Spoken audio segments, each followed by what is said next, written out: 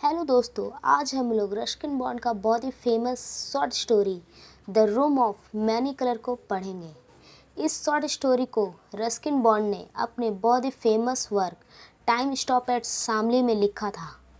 Time stop at Shamli में total 21 story है और हाँ, अगर इंट्रोडक्शन को भी जोड़ लिया जाए तो टोटल 22 चैप्टर हो जाएंगे। दोस्तों, टाइम स्टॉप एट शामली को रस्किन बॉन्ड ने 1989 में पब्लिश करवाया था। दोस्तों, मैं the room of many colour की कहानी शुरू करने से पहले यह बताना चाहती हूँ कि रस्किन बॉन्ड को कौन कौन और कब कब कितने अवार्ड्स मिले हैं। तो दोस्तों, रस्किन बॉन्ड को 1992 में साहित्य अकेडमी अवार्ड से नवाजा गया, 1999 में पद्मश्री और 2014 में पद्म भूषण से सम्मानित किया गया था। इन सभी के अलावा रस्किन बॉन्ड को उनकी पहली novel the room on the roof के लिए जॉन रे मेमोरियल प्राइज से नवाजा गया था। अब मैं the room of many colour की स्टोरी शुरू करती हूँ। इस कहानी का हीरो और प्रोटैगनिस्ट खुद रस्किन बॉन्ड है। यह कहानी उस समय की है जब रस्किन बॉन्ड केवल 7 साल के ही थे। लेकिन जब रस्किन बॉन्ड 4 साल के ही थे तभी उनकी माता उन्हें छोड़कर दूसरी शादी कर लेती है। रस्किन बॉन्ड के पिता ही उनके लिए सब कुछ थे और क्यों ना हो भी, रस्किन बॉन्ड अपने पिता के साथ पुराने महल के झील के किनारे रहते थे। रस्किन बॉन्ड के पिता राजा के बच्चे और उसके रिलेटिव्स के बच्चे को पढ़ाया करते थे। इससे पहले रस्किन बॉन्ड के पिता भारत में एक टी प्लांटर थे। एक दिन रस्किन बॉन्ड की नज़र महल के माली दुखी पर पड़ती है, जो कि गुलदस्ता बना रहा होता है। बॉन्ड दुखी से पूछते हैं, क्या आज किसी का बर्थडे है? दुखी कहता है, हाँ, अगर तुम्हें उससे मिलना है तो तुम्हें बाय सीढ़ी चढ़कर जाना होगा। दुखी जो गुलदस्ता बना रहा था वह गुलदस्ता वह बॉन्ड को दे देता है। अब रस्किन बॉन्ड उस लड़की से मिलने के लिए सीढ़ियों से चढ़कर चले जाते हैं। फिर रस्किन बॉन्ड ऊपर जाते ही एक अंधेरे कमरे में उन्हें एक लड़की मिलती है। बॉन्ड उस लड़की से पूछते हैं, तुम इस अंधेरे कमरे में क्यों हो? सब लोग उस लड़की को पागल समझते हैं। फिर वह लड़की कहती है बॉन्ड से कि वह पागल नहीं है।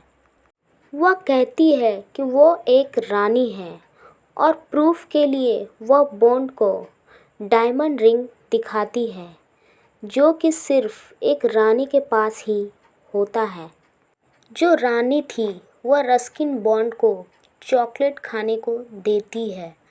वह चॉकलेट इंग्लैंड से आया होता है।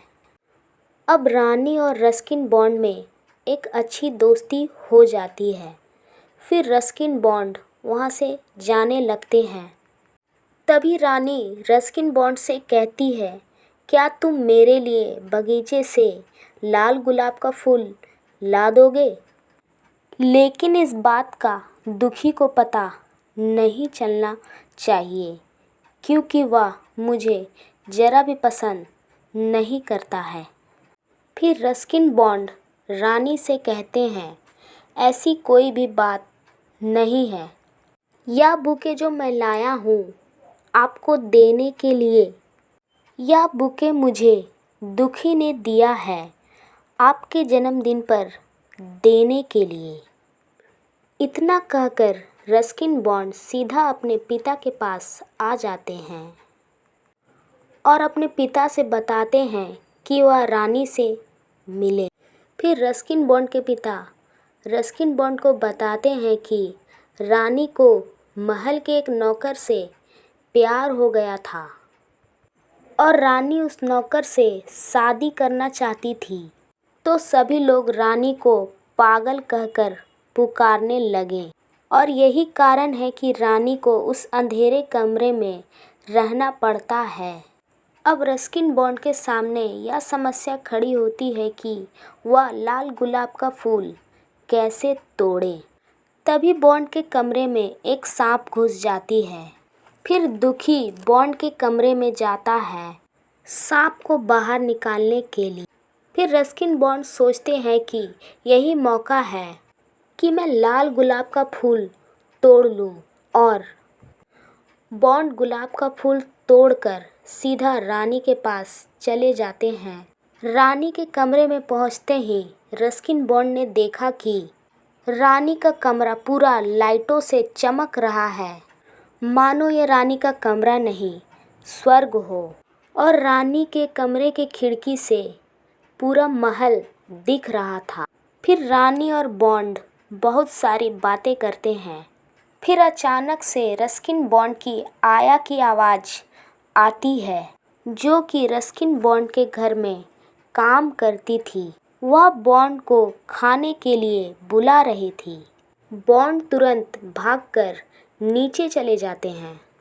एक दिन रस्किन बॉन्ड के पिता रस्किन बॉन्ड से कहते हैं, मैं रॉयल एयर फोर्स ज्वाइन कर रहा हूँ क्योंकि हिटलर ने ब्रिटिश पर अटैक किया है, इसलिए उन्हें दिल्ली जाना है। फिर रस्किन बॉन्ड के पिता रस्किन बॉन्ड से कहते हैं, तुम्हें अब देहरा जाना होगा तुम्हारी दादी के पास। रस्किन बॉन्ड जाने से पहले रानी से मिलते हैं और रानी से कहते हैं कि अब मैं यहाँ से जा रहा हूँ। फिर रानी रस्किन बॉन्ड से कहती है, काश मैं भी तुम्हारे साथ आ पाती। रानी के पास जाने से पहले बॉन्ड रानी से पूछते हैं, क्या आप माली दुखी से प्यार करती हैं? रानी कुछ देर चुप रहती है। फिर वह बॉन्ड से कहती है, दुखी को इस खूबसूरत फूल के लिए धन्यवाद कहना।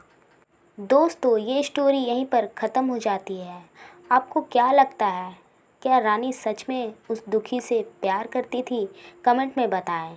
तो दोस्तों, अगर वीडियो अच्छा लगा तो प्लीज़ चैनल को सब्सक्राइब करें, वीडियो को लाइक करें और ज़्यादा से ज़्यादा शेयर करें। Thank you so much.